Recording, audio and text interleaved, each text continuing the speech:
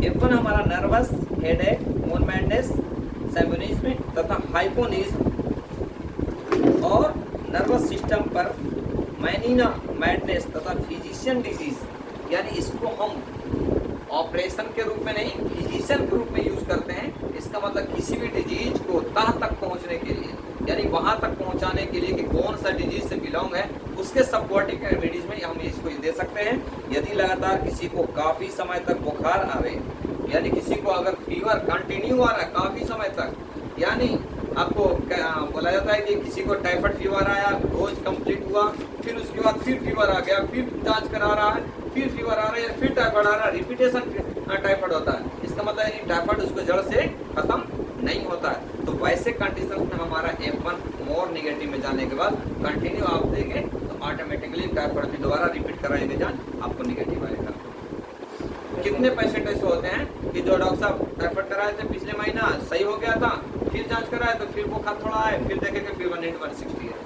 तो ऐसे कंडीशन में लीवर तथा स्प्लीन में सूजन आ जाती है। क्यूनाइन मर्क्यूरी, यानी किसी भी डिजीज में कंटिन्यू मेडिसिन लेने के बाद जो साइड इफेक्ट होता है, मरकरी ले रहा है, क्यूनाइन ले रहा है, ऐसा साइड एस्ट्रॉयड मेडिसिन ले रहा है, तो वैसे कंडीशन से जो बॉडी में अबनॉर्मलिटी हो जाता है, बॉडी में डिसफंक्शन हो जाता है, यानी बहुत सी डिजीज क्रिएट हो जाता है, तो वैसे कंडीशन में ये डिटॉक्सिफिकेशन करता है, यानी इसको बाहर निकालता है। और बाहर निकालने के बाद हमारा मेडिसिन डिजीज के ऊपर वर्क करना शुरू कर देता है।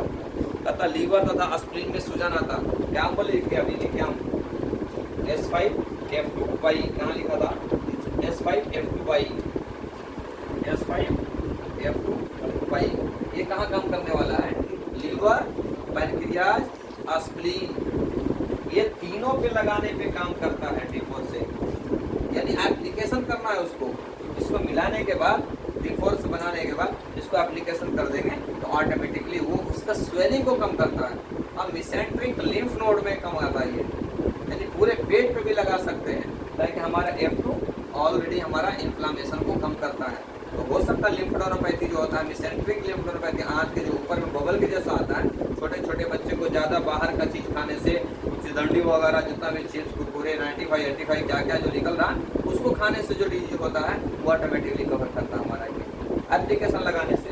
अगर इसको हम अगर ओरल भी देते हैं तो आपको दे सकते हैं ये।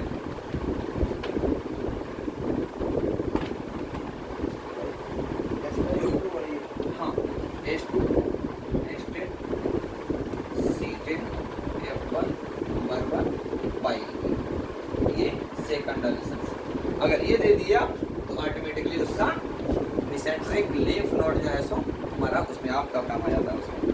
तथा F1 गॉल फ्लूइड की अधिक मात्रा में रक्त जम जाने से वो रोकती है, यानी गॉल ब्लडर में क्या होता है, ब्लड का सिक्रेशन को तेज करता है। वही सिक्रेशन अबनॉर्मल रहने के बाद क्या होता है, हमारा गॉल स्टोन बनने का बाइल जूस जो है सो वहाँ से बाहर नहीं निकलता है, वहीं पे हार्ड लिक्विड के रूप में स्टोरेज होना शुरू हो जाता है। स्टोरेज होने के बाद एक हार्ड शक्ल ले लेता है जो हमारा कोलेनथाइसिस बोला जाता है, यानी गॉल स्टोन निकलता है। बोला जाता है कि मतलब गॉल स्टोन का इलाज नहीं है, उसका इलाज ही नहीं है। गॉल स्टोन हो गया, उसको पित्ते को बाहर निकाल दो, बस खत्म हो गया। लेकिन ऐसा नहीं है, बना कैसा, यानी हमारा लीवर का फंक्शन से डिस्टर्ब होने के कारण जो मेटाबॉलिक और कैटाबॉलिक का प्रोसेस होता है उसका नहीं होने के कारण हमारा एक जूस रूप में जो बाहर निकलने का जो सिस्टमेटिक रहता है वो ना निकल के हमारा वहीं पे जमना शुरू हो जाता है। तो जिस तरह से जम करके वो शुरू से बना है तो हम उसको हार्ड फंक्शंस दे करके, फास्ट फंक्शन दे करके उसको बार बार सप्रेस करके दवाइयाँ दे करके उसको गला सकते हैं, जिसमें हमारा एक रेमेडीज है S5F2G। ये जो है तो हमारा फर्स्ट डायल्यूशन जो हमारा गॉल ब्लडर स्टोन को तोड़ता है और any type of the calculus kidney stone को भी हमारा ये तोड़ता है। S5F2G ये फर्स्ट डायल्यूशन, ठीक है। उसके बाद करता है मलेरिया तथा ठंड लगने वाले फीवर में F1 का स्ट्रॉन्ग डायल्यूशन प्रयोग करना चाहिए। कुछ देर प्रयोग करने के बाद ठंड लगना बंद हो जाता है। अगर किसी को फीवर आ रहा है, जाड़ा लग रहा, बहुत चिल जैसा हो रहा, आप F1 का स्ट्रॉन्ग डायल्यूशन दे दीजिए। स्ट्रॉन्ग डायल्यूशन मतलब क्या होता है, D4, D5, D6 अगर वो दे देंगे ऑटोमेटिकली हमारा जाड़ा चला जाता है। उसी पेशेंट को अगर फीवर हाई तेज है, अब देख लीजिए यहाँ पे एक में कोल्ड दिख रहा है तो हम स्ट्रॉन्ग डायलिसिस दे रहे हैं, एक में हाई फीवर है तो उसको हम लाइटर डायलिसिस दे रहे हैं, वीक डायलिसिस दे रहे हैं। वीक डायलिसिस में क्या आता है, हमारा T10 के ऊपर आ जाता है, यानी कमजोर, यानी लाइटर डायलिसिस। तो जब फीवर हाई है हमको लाइटर में जाना है, जब हमको जाड़ा लग रहा है तो स्ट्रॉन्ग में जाना है, ये चीज होता है। ठीक है, उसके बाद क्या आता है,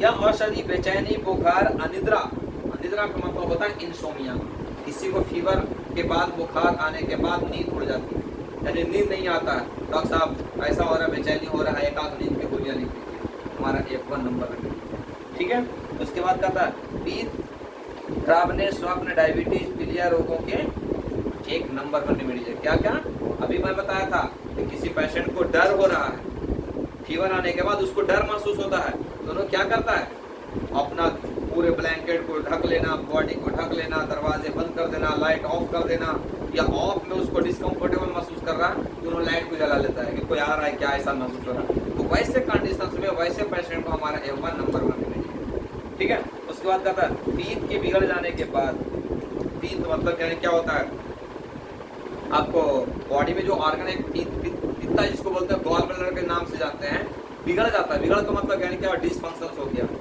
कहता है बॉल थिकनेस उसका मोटा हो गया है, बॉल थिकनेस मोटा हो गया तो उसका सिक्रेशन कम हो जाता है, और कम होने के बाद क्या होता है, वही फिर आपको जा करके गॉल स्टोन के रूप में आने का चांस रहता है। ऐसे क्विक कंडीशंस में हमारा F1 नंबर 1 रेमेडी है। इसीलिए F1 अगर बोला जाए तो हर डिजीज के साथ में उसको हम ऐड कर सकते हैं, कोई सा भी डिजीज हो, आप जॉन्डिस ले लीजिए, इंसोमिया ले लीजिए, डायबिटिक ले लीजिए, आप स्किन एरप्शन ले लीजिए, आपको यूरिटरी कैरियर ले लीजिए, रिंग वॉर्म ले लीजिए, कोई ऐसा डिजीज आपको नहीं बता सकते कि जिसमें आपको, मैं बता रहा हूँ 2 4 5 रेमेडीज बताता हूँ मैं।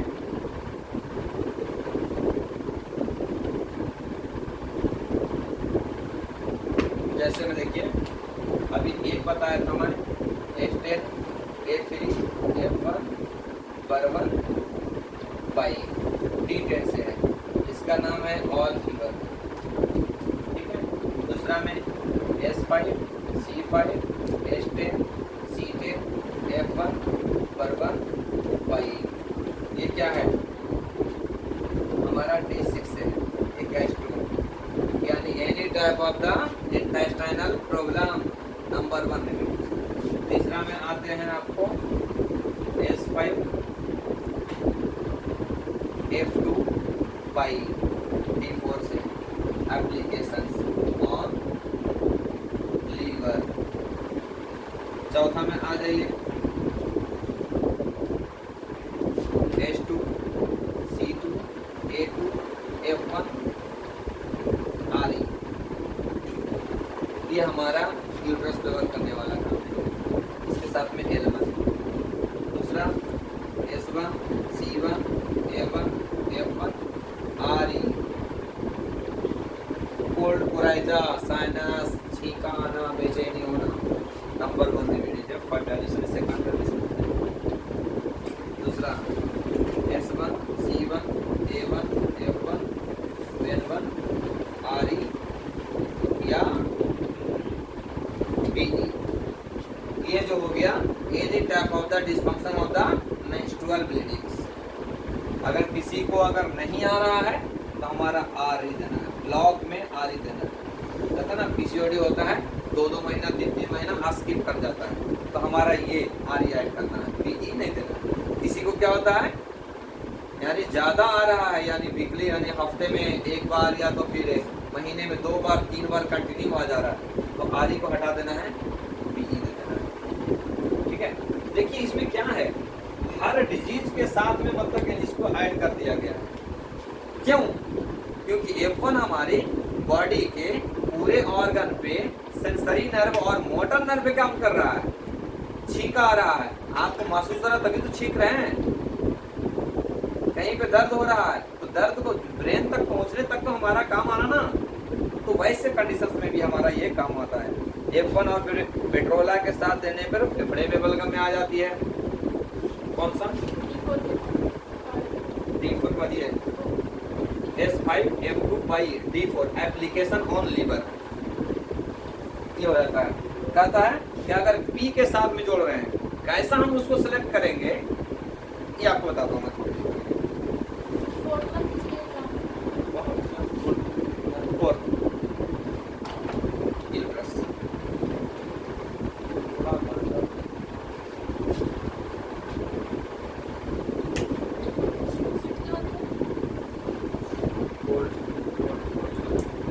कोल्पोराइजा, ये जो हो गया कोल्पोराइजा का हो गया, ये हो गया हमारा dysfunctions of the menstrual bleeding, मतलब क्या इसमें आ जाता है।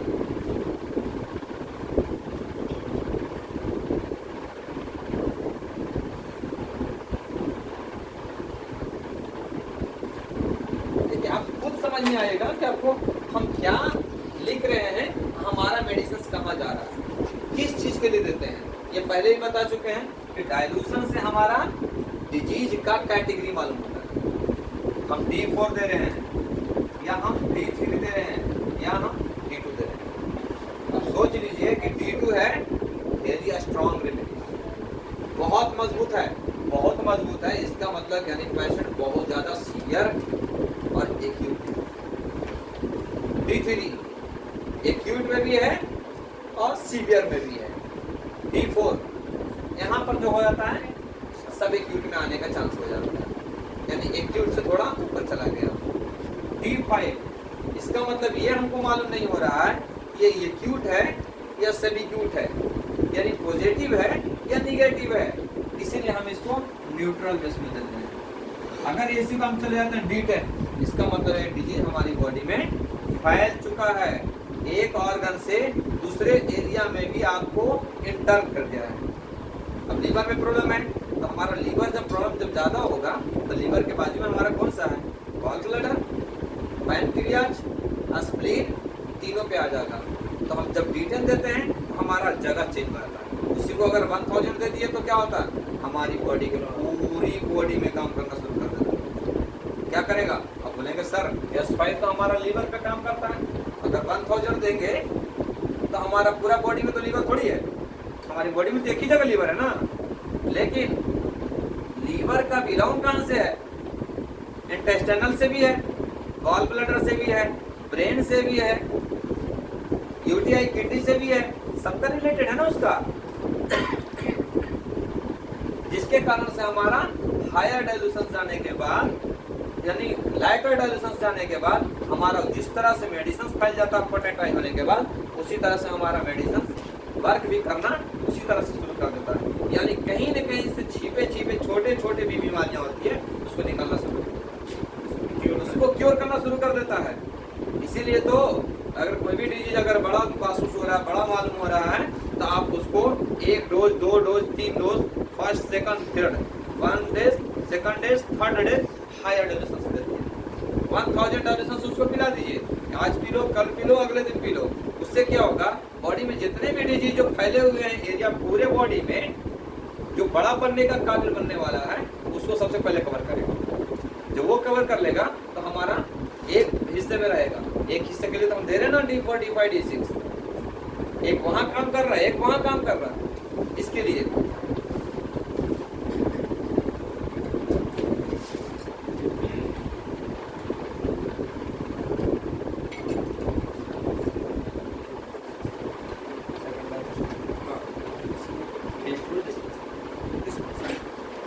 समझे।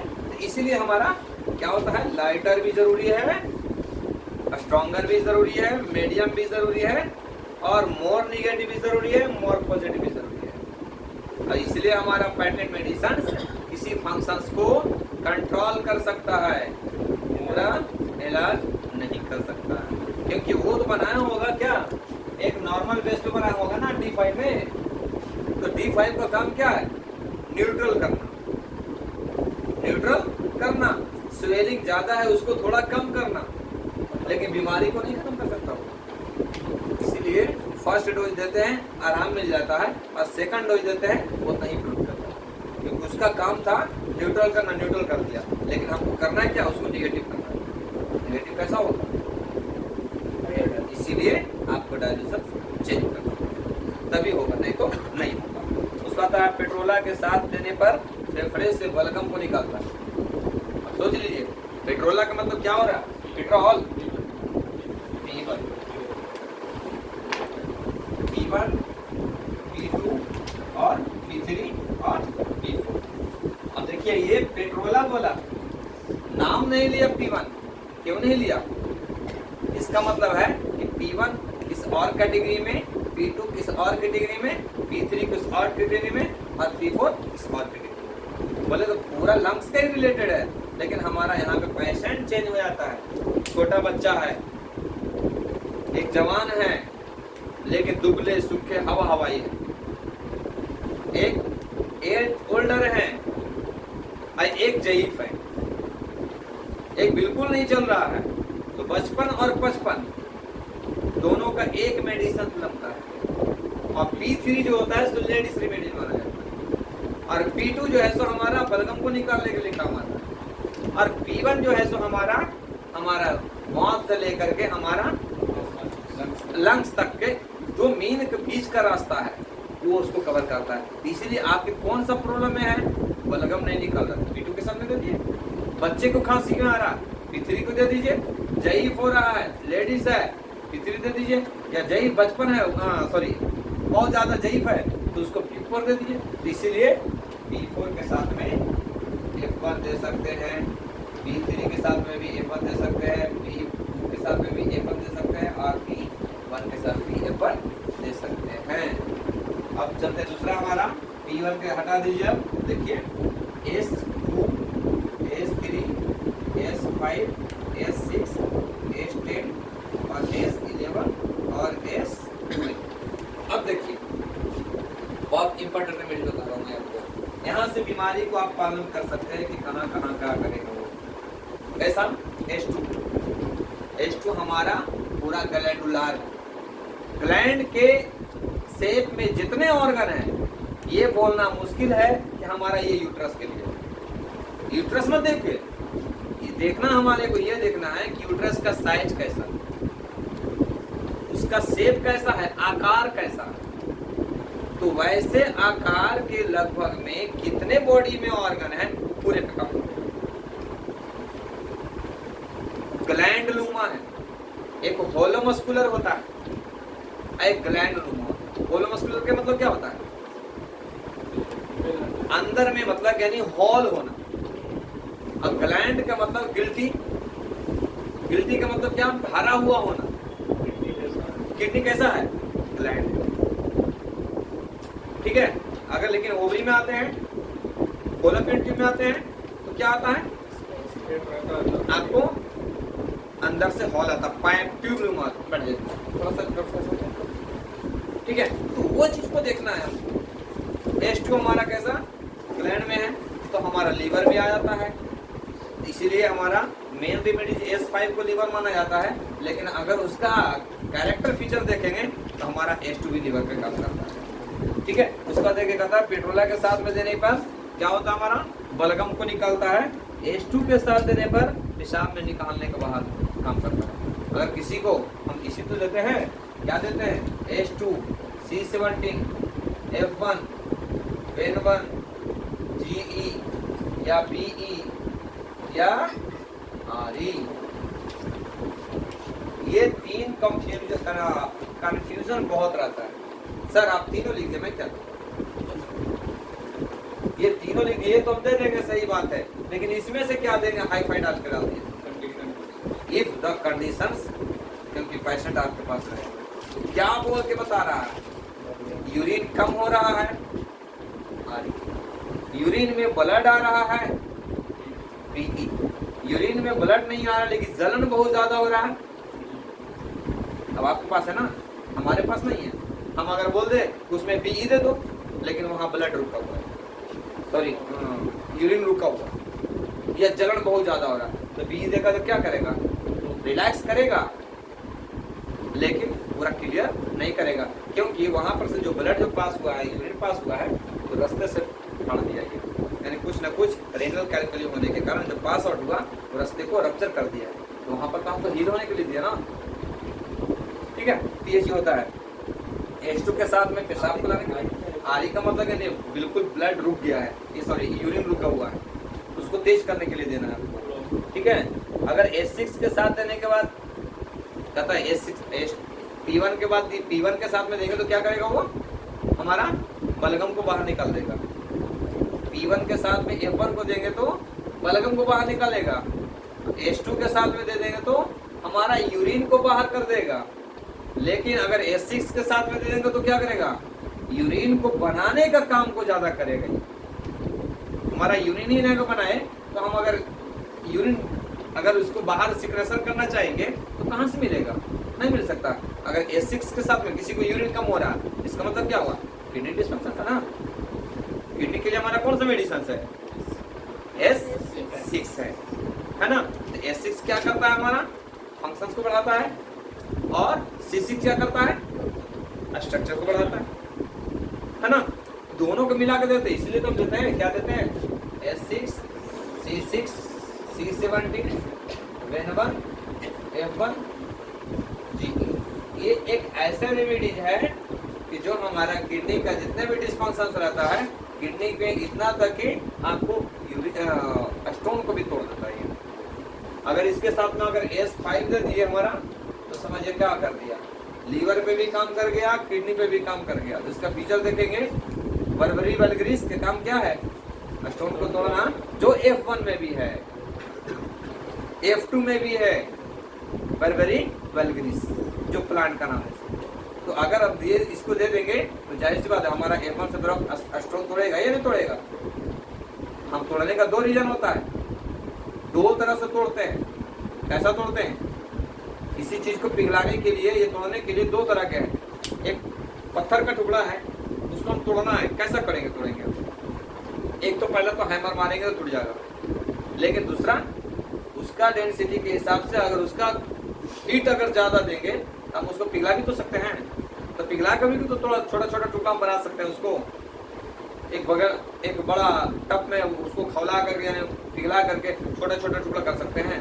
तो उसी तरह से हमारा ये F2 जो हमारा एप्लीकेशन जो काम करता है उसको पिघलाता है बाहर से, और S5 जो काम करता है उसको तोड़ता है, यानी ब्लास्ट करता है। मार देते ही मतलब कि नहीं 4 mm का स्टोन है तो आपको दवाइयां देते ही वो सीधे 2-2 mm का 2-2 होगा।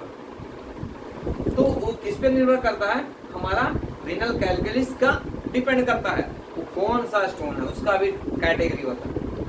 आपको स्कैनिंग में और डॉक्टर साहब लिखेंगे नीचे में क्या लिखते हैं, right renal calculi non obstructive. अगर नॉन ऑब्स्ट्रक्टिव लिख रहा है इसका मतलब वो टूट जाएगा, वो टूटने वाला है, वो हार्ड है लेकिन फाइबर के जैसा पटकने के बाद चकनाचूर होने वाला है, वो होता है नॉन ऑब्स्ट्रक्टिव। कहीं पे लिखता है ऑब्स्ट्रक्टिव, तो ऑब्स्ट्रक्टिव टूटेगा नहीं, वो पिघलेगा, ऊपर से डायमीटर कम करेगा। 9 mm है, फिर 8 mm, फिर 7 mm, फिर 6 mm, फिर 5 mm। इस तरह से जब नली के हिसाब से अगर उसका साइज छोटा आएगा फिर निकल जाएगा। तो याद रखिएगा नॉन ऑब्स्ट्रक्टिव और ऑब्स्ट्रक्टिव दो तरह का होता है। तीसरा कहता है H2 के साथ में देने के बाद यूरिन को बनाता है, बाहर करता है। H6 के देने के बाद यूरिन को ज्यादा करता है, यानी बनाने का सिक्रेशन को ज्यादा करता है, तथा S5 C2 तथा C10 के देने के बाद नाड़ियों सहायता के मल को निवाह निकलता है। अगर H2 C10 F1 अगर दे रहे हैं तो हमारा डाइजेस्टम सिस्टम को बेहतर करता है, यानी पेट को साफ करता है, यानी मोशंस को क्लियर करता है, ये चीज होता है आपको, ठीक है। हल्की मात्रा में यह औषधि ज्वार की गर्मी और उत्तेजना को कम करता है। हल्की मात्रा मतलब क्या होता है, लाइट हाइड्रोलिसिस। इसीलिए F2 के अगर और विशेष अगर जानते हैं F1 और F2 का, जितना लाइटर किसी को भी दे सकते हैं। F1 का 1000 दे दिए किसी को, हर पेशेंट को एक डोज पिला दिए। अगर 10,000 आपके पास पड़ दीजिए, एक महीने में एक बार एक डोज पिला दिए, उससे क्या करेगा, बॉडी के जितने भी सेंसरी नर्व और मोटर नर्व है वो वर्क करना ज्यादा करेगा। ये हर ऑर्गन का न्यूज को बढ़ाना शुरू कर देगा, न्यूज को पहुंचाना शुरू कर देगा, उसको सिक्रेशन को बढ़ाना शुरू कर देगा। आदमी पागल क्या होता है, पागल में क्या होता है, सेंसरी नर्व भी कम खत्म हो जाता है ना उसका, देख रहा है, मार भी रहा है, लेकिन ये नहीं मालूम है कि हम मार रहे हैं तो हमारे को नुकसान हो रहा है या उसको नुकसान हो रहा है। अपना सर दीवार में मार लेगा। क्या होगा? आगे पीछे कुछ नहीं, मैं हूँ तो मैं हूँ, जो मेरा मर्जी वही करेंगे। लेकिन अच्छा बुरा कुछ भी नहीं पहचान उसको। आँख में भी डाल दे सकता है, नाले में गिर जा सकता है, पानी पीना 1 गिलास 3 गिलास पी ले सकता है, यूरिन वहाँ टॉयलेट में जाकर करना यही कर दे सकता है। क्या हो रहा है उसको? कुछ भी उसको सेंसरी नर्व काम नहीं कर रहा। इसीलिए A2C5F2WE, A2C5F2WE अगर ये स्कैल्प पे लगाना शुरू कर देंगे तो उसको सेंसरी नर्व काम करना शुरू कर देगा, मेंटलिटी कम होना शुरू हो जाता है। दे सकते हैं, बिल्कुल दे सकते हैं। कोकोनट ऑयल में दे सकते हैं, तिल का तेल में दे सकते हैं, मस्टर्ड ऑयल में दे सकते हैं। वैसे तेल लेना है कि जिसमें कोई कैरेक्टर फीचर ऐसा ना हो कि जो हमारी बॉडी प्लांट का कैरेक्टर को चेंज करे। नॉर्मल स्वीट ऑयल दे सकते हैं, यानी जो हमारा A2C5F2W ये हमारा फोरहेड पे लगाने के बाद हेडेक कम करता है। नींद A2C5F2W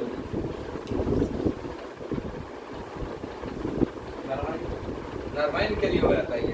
अब हम बताए ना F1 हमारा ओरल है और F2 हमारा एप्लीकेशन। हम इसमें क्या डालें? F2, लेकिन F2 डाले, लेकिन F2 में कौन सा प्लांट है? सिर्फ एक ही है ना, स्कोलोपेंड्रियम ही चेंज है ना। बाकी तो हमारा जो है पूरे प्लांट जो हमारा कौन सा काम कर रहा है? वही काम कर रहा है, F1 वाला ही काम कर रहा है। तो F1 और F2 में चेंजिंग यही है कि जहाँ F1 काम कर रहा है वहाँ हमारा F2 काम कर रहा है। बिल्कुल F1 का लाइट देते रहिए, उसको नर्व खुल जाएगा, उसको पूरा सिक्रेशन के कंप्लीट हेयर टोन होता। आपको बालों का भी सिक्रेशन को बढ़ा देगा, आपको हेयर प्रॉब्लम को भी बढ़ा देगा, नींद को सुकून से आने लगता। होता ना डॉक्टर साहब ये नींद नहीं आ रही थी, ये तेल लगाया तो अच्छा नींद आ रहा। क्यों? यही होता है वहाँ पे कंजेशन, सेरेबेलम में कंजेशन होने के कारण ब्लड का सिक्रेशन पूरा मेंटेन नहीं था, जिसके कारण से हाइपर हो रहा था, कभी हाइपर में हो रहा है, कभी ज्यादा नींद आ रहा है, कभी कम आ रहा है। तो वैसे कंडीशन में हमारा F1 और F2 नंबर 1। एक ही बात याद रखना है कि F1 जहाँ काम कर रहा है ओरल, F2 हमारा एप्लीकेशन। एक ऑप्शन। दूसरा ऑप्शन है कि जहाँ F1 काम करते करते काम करना कम कर देता है तो हमारा वहाँ से F2 में ओरल भी दे सकते हैं। इसका मतलब ये हुआ कि F1 हमारा एक्यूट डिजीज पे काम करने वाला होता है और F2 हमारा क्रॉनिक डिजीज पे काम करता है। क्योंकि हमारे पास जब पेशेंट आएगा, लेकिन पहले आपको F1 से ही शुरू करना है। क्रॉनिक में भी आपको F1 से ही शुरू करना है। अगर F1 से शुरू ना करके हम F2 से शुरू कर दिए, अगर हम फेल हो गए तो क्या कर सकते हैं? फिर तो आपको एक ही याद रहेगा कि पहले तो डॉक्टर बोले थे F1 देने के लिए, अब F2 बाद में देने के लिए। मैं F2 पहले दे दिया, अब हमारे पास नॉलेज नहीं है और हमारे पास कुछ आगे रास्ता नहीं है, लेकिन रास्ता है, देने का तरीका मालूम होना चाहिए। ना करने का कोई सवाल ही नहीं है, लेकिन हमारे पास जितना डीप नॉलेज रहेगा उतना ही हम वर्क कर सकते हैं। तो जितना बताएंगे वही उतना ही जान सकते हैं। तो हम F2 को भी जितना भी, अगर कोई भी डिजीज को 2 ही फंक्शन होता है, चाहे तो 2 कंडीशन होता है। क्या कंडीशन होता है बताओ?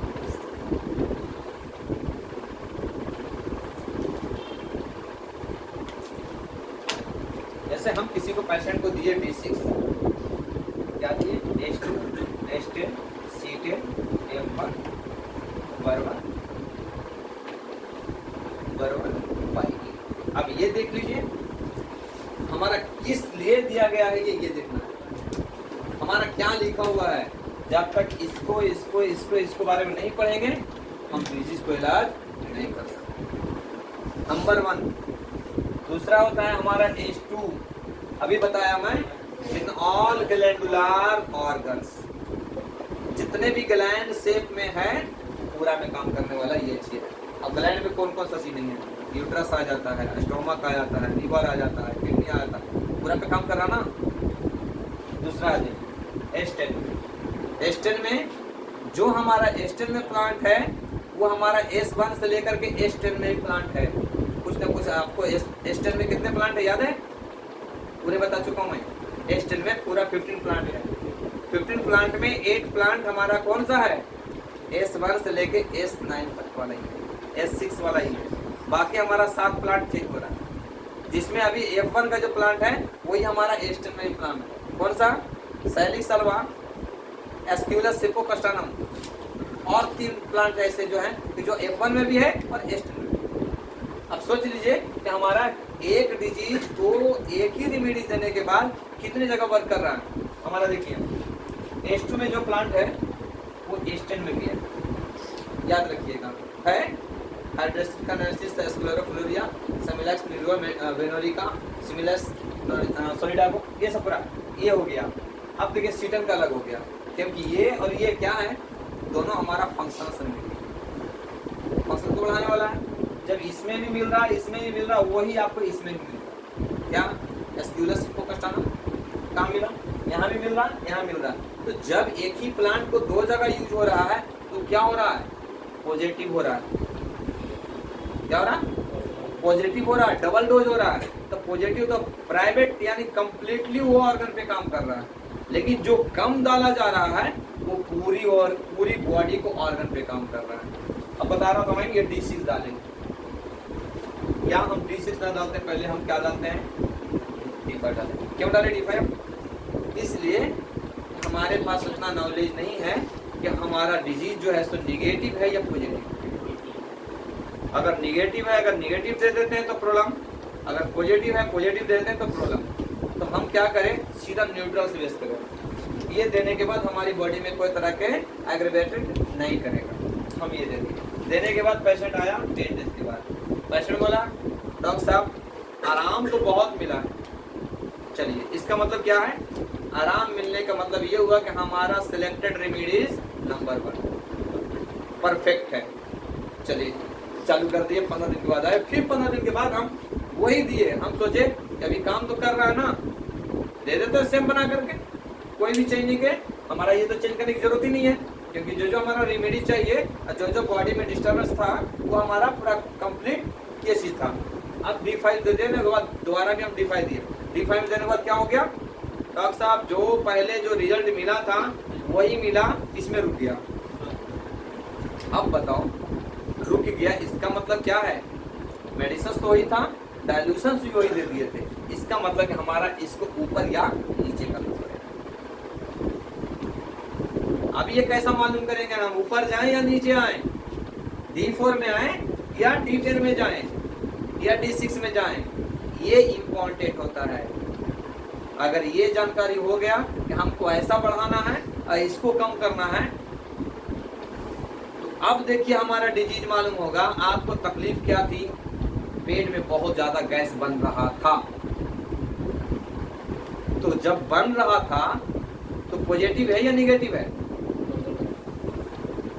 गैस क्यों बन रहा है, HCl के कारण ना। HCl हाइड्रोक्लोराइड मतलब यानी उसमें कम बनने के कारण उसको डाइजेस्टिव फूड को मतलब डाइजेस्ट नहीं कर रहा था। तो डिजीज के बारे में निगेटिव, लेकिन सिक्रेशन उसका क्या हो रहा था, पॉजिटिव। वहां हमारा 2 रीजन बन रहा है, क्या हो रहा है, एक हमारा केमिकल नहीं बनने के कारण पेट को फुला दे रहा है, तो नहीं बनने के कारण हमारा उसको डाइजेस्ट नहीं हो रहा, तो वहां पर निगेटिव जा रहा है। लेकिन जो ज्यादा बन जा रहा तो हमारा डिजीज क्या हो जा रहा, पॉजिटिव हो रहा। जब पॉजिटिव हो रहा था तो हम इसको क्या करेंगे, 2 ही चीज होता है, इफ पॉजिटिव देन निगेटिव। अगर आपके डिजीज में पॉजिटिव आ रहा है यानी किसी चीज को बढ़ रहा है, तो हमको उसको क्या करना है, बढ़ाएंगे या कम करेंगे। डिजीज का मतलब ये होता है, what is the disease, hypo and hyper, किसी भी चीज को बढ़ जाना या कम हो जाना, इससे जरूरत के मुताबिक बैलेंसिंग के हिसाब से। अगर वो चीज को अगर मालूम हो गया कि हमको बढ़ाना है नहीं, कम भी नहीं करना, बैलेंस करना है, मालूम हो गया, जिसमें बढ़ रहा है उसको कम कर देना है, जिसको कम हो रहा है उसको बढ़ा देना है। तो हम दे दिए, इसको क्या कर दिया, D6 दे दिया, ठीक है, D6 दे दिए। D6 में देने के बाद बोला डॉक्टर साहब अच्छा रहा। अब हमको फिर अब आगे का सोचना नहीं है कि क्या करना है, D6 से फिर चले जाए D10 में, D10 से चले जाइए फिर D50 में, D50 से चले जाइए 100 में, 100 से 200 में, 200 से 500, 500 से 1000 जाते ही आपका डिजीज पूरा क्योर, फिर आपको जरूरत नहीं पड़ेगा। अगर उसको चेक करना है कि हमारा डिजीज पूरा कंप्लीट क्योर हुआ या नहीं हुआ, तो आपको D3 से 10 ड्रॉप उसको पिला दो। D3 से ये मेडिसिन को बना करके 10 ड्रॉप पिला दो। आपकी बॉडी इतनी मजबूत हो गई यानी पत्थर से भी लड़ने की ताकत हो गया उसको, यानी स्ट्रॉन्ग से भी लड़ने का ताकत हो गया है। आप एग्रीवेट नहीं करेगा। समझ लो कि हमारा मेडिसिन वर्क भी करा सही, रेडिकल क्योर कर चुका है। ठीक है, तो ये चीज होता है हमारा। उसके बाद कहता है ये इसका जो मेन अफेक्टेड कहाँ कहाँ काम करता है F1 जो हमारा है, कहता है इसका डिजीज ऑफ म्यूकस मेम्ब्रेन, यानी म्यूकस को कहीं पे भी म्यूकस का मतलब क्या होता है? एक फ्लूइड होता है ना जो हमारा कहीं पे भी सलाइवा के साथ में उसको अटैच रहता है, कहीं पे भी कंजशन हो रहा है, वहां पे हमारा ये नंबर 1 रेमेडी है। म्यूकस मेम्ब्रेन, छाती का दर्द यानी चेस्ट पेन जिसको एंजाइना पेन बोलते हैं। तो क्या बोलते हैं, कहीं पे भी अगर पेन हो रहा है तो इसका मतलब 2 ही रीजन हो सकता है, चाहे तो स्वेलिंग हो चाहे तो सिकुड़ना हो। दूसरी बात है उसमें इन्फ्लामेशन यानी सूजन आ जाना, या तो ब्लड का सर्कुलेशन मेंटेन नहीं होना। सर में दर्द होता है, क्यों होता है? इसका मतलब क्या होता है, ब्लड का सर्कुलेशन वहां तक पूरा क्लियर नहीं होता है, ऑक्सीजन वहां तक नहीं पहुंचता। सीने में दर्द होता है, क्या होता है? ब्लड का सर्कुलेशन को अबनॉर्मलिटी होता है जिसके कारण से ऑक्सीजन का डिफेक्ट करता है। ठीक है, कहता है कॉन्स्टिपेशन, गैस बनना, हमारा कहाँ कहाँ काम कर रहा है F1, लेकिन उसके हिसाब से भी यहाँ पे देख लीजिएगा, और उसके हिसाब से सिर्फ F1 एक सपोर्टिंग रेमेडीज माना जाता है, उसके साथ में आपको जो डिजीज है उसका रेमेडीज आपको डालना जरूरी होगा आपको। पता कॉन्स्टिपेशन, कोल्ड, जितना भी बता रहा हूँ मैं उसमें एक एक मेडिसिन सबको बता चुका हूँ मैं आपको। कॉन्स्टिपेशन के लिए बताया मैं आपको, कोल्ड कोराइजा के लिए बताया, यहाँ ही बता रहा है आपको। कॉन्स्टिपेशन, कोल्ड कोराइजा, मुरझा जाना यानी आपको चेहरा डल हो जाना, उसमें भी बताया आपको। उसके बाद चिल्स, जाड़ा लग के बुखार आना, अभी बताया मैं आपको। उसके बाद कहता है डायबिटिक, अभी बताया मैं S6C6L1/E डायबिटिक के लिए बताया मैं आपको। डायरिया, डायरिया में क्या होता है, हमारा इलेक्ट्रोलाइट कम होता है, बॉडी वीकनेस हो जाता है, नर्व बिल्कुल वीक हो जाता है, चलना मुश्किल हो जाता है, उसमें भी आता है। डिप्लोपिया, डिप्लोपिया का मतलब क्या होता है, देखने के बाद दोहरा दिखना, एक ही आदमी का 2 शक्ल दिखना, दिखता ना, वो डॉक्टर हमारे मतलब से सब लेता जानते हैं डिप्लोपिया का ऑप्टिक में। तो यानी इसके भी कंडीशंस में क्या हो रहा है, हमारा नर्व में ब्लड का सर्कुलेशन वीकनेस हो रहा है। दोहरी diplopia, disorder of the digestion, यानी any type of the disorder of digestion, digestion में एनी किसी भी तरह के प्रॉब्लम हो रहा है, यानी पेट यानी हमारा एसोफेगस से लेकर के मोशंस निकलने तक जितना भी प्रॉब्लम हो रहा है, कौन कौन सा रहा है, एसोफेगस आ रहा है, लार्ज इंटेस्टाइन, स्टोमक आ रहा है, large intestinal, small intestinal, rectum, anus, जितना भी वो रास्ते में पास होने वाला जो पास रास्ता है वो पूरे में आपको कवर करने वाला चीज होता है।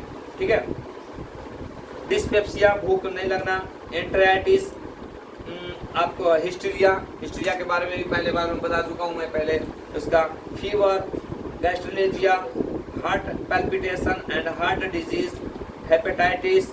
लब से हमारा F1 जो माना जाता है लीवर के लिए नंबर 1 है। लीवर में आप कोई सा भी आपको अगर प्रॉब्लम हो रहा है, जैसे जॉन्डिस है, आँख पीला हो गया, पूरा बॉडी में पीला हो गया है, तो आपको नंबर 1 रेमेडी S5,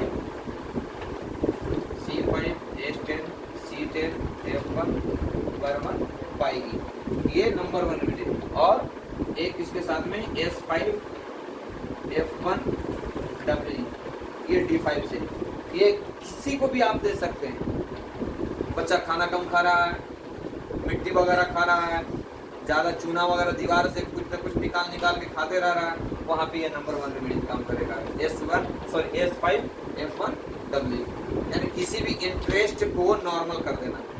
कोई बच्चा ज़्यादा कोई भी चीज़ के ज़्यादा लपक रहा है लेकिन खा नहीं रहा, जा रहा है आ जा रहा है, यानी वैसे कंडीशन में भी हमारा ये काम करता है। उसको बताता है क्या, hepatitis, jaundice, insomnia, disease of kidney, leucorrhoea, nervous disease, polyps. Polyps मतलब क्या होता है, नाक में जिसको नक्कड़ बोलते हैं, पॉलिप्स आ जाना, मसल्स आ जाना, जिसको साइनस के रूप में बन जानते हैं हम, जो ब्रीथिंग प्रॉब्लम होता है तो हम आपको फिर मुंह से सांस लेने लगता है, जिसके कारण से लंग्स इन्फेक्शन होने के कारण और डिजीज बन जाता है, वो निमोनिया बन सकता है, टीबी बन सकता है, ब्रोंकाइटिस बन सकता है। तो हमारा वहाँ पे भी काम करता है C4F1GE। अगर हम देते हैं या RE या BE, फिर वही क्वेश्चन आता है आपको C4F1GE RE BE क्या है। RE है इसका मतलब ज़्यादा हार्ड है, उसको बाहर से सिक्रेशन निकालना है, उसको RE दे दी निकाल देगा। BE है बॉडी में किसी को स्पीड करने के समय, छींकने के समय ब्लड आता है, तो हमारा BE है। RE हो गया। GE है यानी मसल्स को सुखाना है, तो हमारा GE है। क्योंकि C4 जो हमारा है क्या काम करता है, कैल्शियम मिनरलाइजेशन को मेंटेन करता है, ये हार्ड को सॉफ्ट में बदलता है। C4 है जो हमारा कार्टिलेज बोन पे मेन एक्शन होता है। तो हमारा यहाँ क्या रहता है, हड्डी, कौन सी हड्डी रहती है, कार्टिलेज बोन ही रहता है। इसीलिए हमारा ये C4 एक हड्डी के नाम से जाना जाता है, लेकिन ऐसा कोई लिमिटेशन इसका नहीं है। ठीक है, तो ये जो था सो हमारा F1 का टॉपिक था। ठीक है, अगला जो है सो F2 का। थोड़ा